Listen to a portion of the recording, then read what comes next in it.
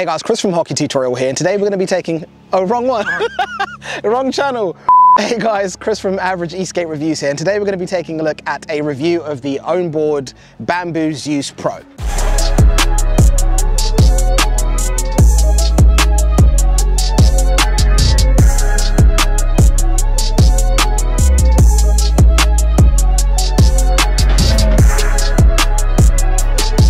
Now, the last time we looked at an Ownboard was a long time ago. Some of the first videos that we put out, we liked the board, it just had a couple of things that we weren't too happy with.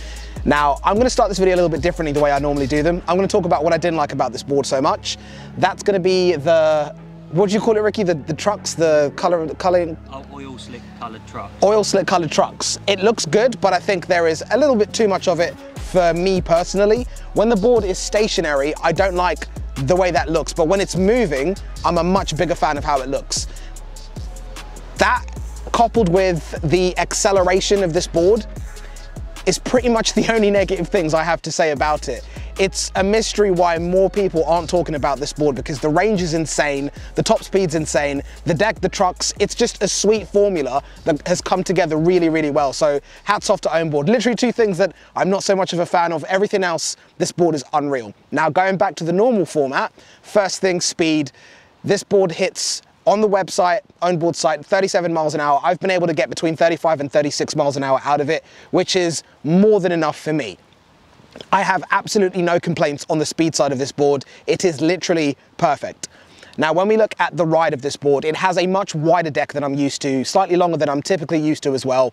And the wideness of the deck I thought would be cumbersome, but once you get moving, it feels incredible. You have so much space to put your feet. So if you have big feet, you don't have to worry about that if that's a thing for you.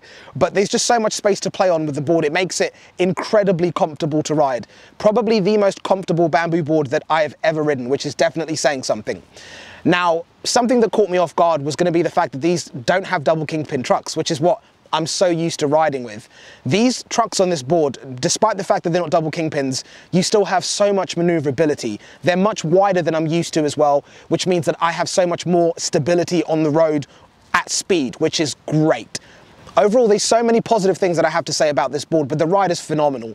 Now, when we move on to the acceleration and also the braking, that's what I touched on at the start. The acceleration isn't as aggressive as I'm used to. Of course, I've been riding a lot of four-wheel drive boards, which has a big part to play in that kind of opinion of this board. But me and Ricky spent 35 miles through London in a day, just absolutely ripping through the streets. We didn't film a single bit of it because the objective was just for once to go out and have fun on a board, which I feel has put me in a really good position to give you feedback on this one. I typically never ride anywhere near that many miles in a single day, and we spent the entire time riding on a variety of different terrains, different areas in London, busy ones, lots of straight stretches where we got to really abuse the board and test out its performance. And I am insanely pleased with the way this board performs. Now, the single kingpin trucks on this particular board weren't really an adjustment period. The width of the board definitely was, but the single kingpin trucks had a crazy amount of maneuverability considering the weight and the size of this board, which of course I'll put on screen. But like I said, overall, this board is just phenomenal. It doesn't hammer corners at low speeds as much as a double kingpin board would, but when you're moving, when you're rolling, you have more than enough maneuverability to be able to get around traffic, get around pedestrians if you're riding on footpaths trying to get to the next part of a road or something like that. It's just been a phenomenal board to ride. There's a lot of positive things I've got to say about it, which you can probably tell from the video. It didn't feel like I had a big adjustment period moving from double kingpin to what Ownboard have set up on this particular board here. Like, hats off to them, they've done a great job. Now, on the note of braking with this particular board, the braking is good, but I think my mind is slightly warped from constantly being on four-wheel drives, which have insanely aggressive braking. The braking is good. I didn't feel unsafe braking, especially riding through central London, which if there was an issue with the braking, I'd have picked up on it immediately riding through that city, because there is plenty of opportunities that you need to stop suddenly. So I'm pleased with the braking. It's just the acceleration that I wish just had a little bit more grunt off the line. But aside from that, again, just really pleased with the overall board. Now, of course, we're not going to move on to the next bit without covering the design of this board. I touched on it briefly at the start with the oil slick that I wasn't too much of a fan of, but overall, I really like the design on the deck. It's not like anything else that I typically see on electric skateboards. The deck designs have been getting very generic in terms of the grip tape patterns that they put on. This is a bit funky, it's a bit untraditional, but I do like it. Let me know if you prefer this or if you just want like straight lines on your board, but I'm a big fan of what Ownboard are doing here. When you flip the board over and you look at the enclosure and how the setup at the bottom is, it being a bamboo based board, the enclosure and the bottom of the board is pretty boring and generic. There's nothing too interesting happening there, but of course, one thing you notice is the fact that the battery is pretty much the entire length of this massive board. Now, that nicely leads onto the range that this board has. Of course, I'll put all of the technical specs on the screen there or there so you can see exactly what batteries it has, etc.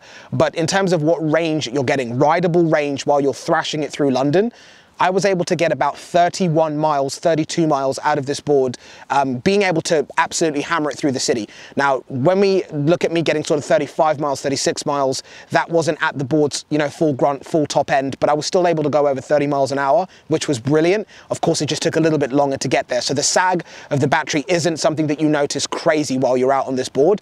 But for me, a board that can hit 37, 36 miles an hour in my case, and also get over 35 miles on a single ride is mental. And now when we look at the charge time of this board, I'm used to hearing 3 hours, 4 hours, 5 hours charge times. It has an 8 amp charger with this particular board as standard, which means that you're able to charge the board up much quicker than a traditional charger from like some of the other brands that we're so typically used to seeing. Evolve, that's me talking about you. Get a fast charger, please. It would be very much appreciated. But the 8 amp charger allows you to charge up your board from 0 all the way to 100 in just a couple of hours, which is brilliant. It means that you can really truly spend an entire day just shredding on this board.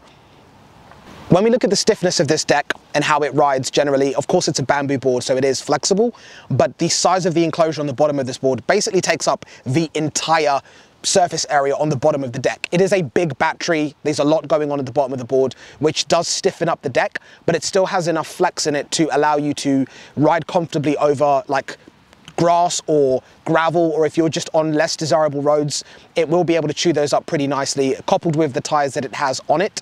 It's probably a good time for me to mention that I'm using this board with the generic wheels that you get from Ownboard, 175mm pneumatic tires with the standard gearing system that they do. I've not done anything fancy to the board. It's all stock, just to make that clear when I'm talking about all of the range, top end speed that I've been getting out of it, everything's stock. And of course, looking at the concave of the board, it's a very, very mild concave. The board does feel predominantly flat while you're standing on it, which gives you really good grip. If you have nice flat shoes, you have a lot of contact with the board, with the deck. So you just have great control over the board, whether you're carving, riding over muddy surfaces or going off-roading. You just generally feel the board almost gives you like a very false sense of security and stability, but I can't really say false because it is true, because the wider trucks, the wider base, you feel planted to the ground, like nothing's going to happen. And what that does is it makes you ride more aggressively, which isn't really a bad thing, but bear that in mind. Overall, fantastic board. And of course, all of the spec of the board in terms of its length, its width, I'll put on the screen so you can see the full length of it, the width of it, and also the height off of the ground.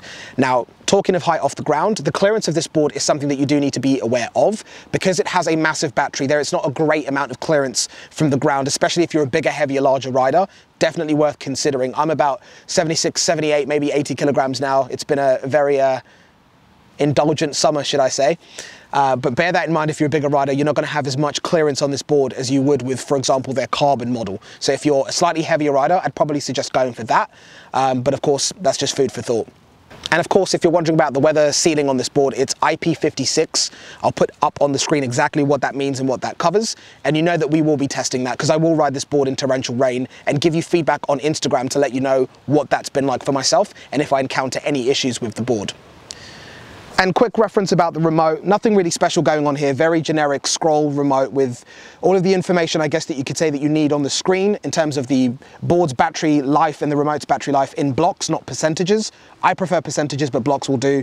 There's not really a whole lot going on the board. It does have reverse. If you smart press the button below the power button, you can switch the board into reverse, but it doesn't have smart reverse. But the remote does come with a nice silicone case.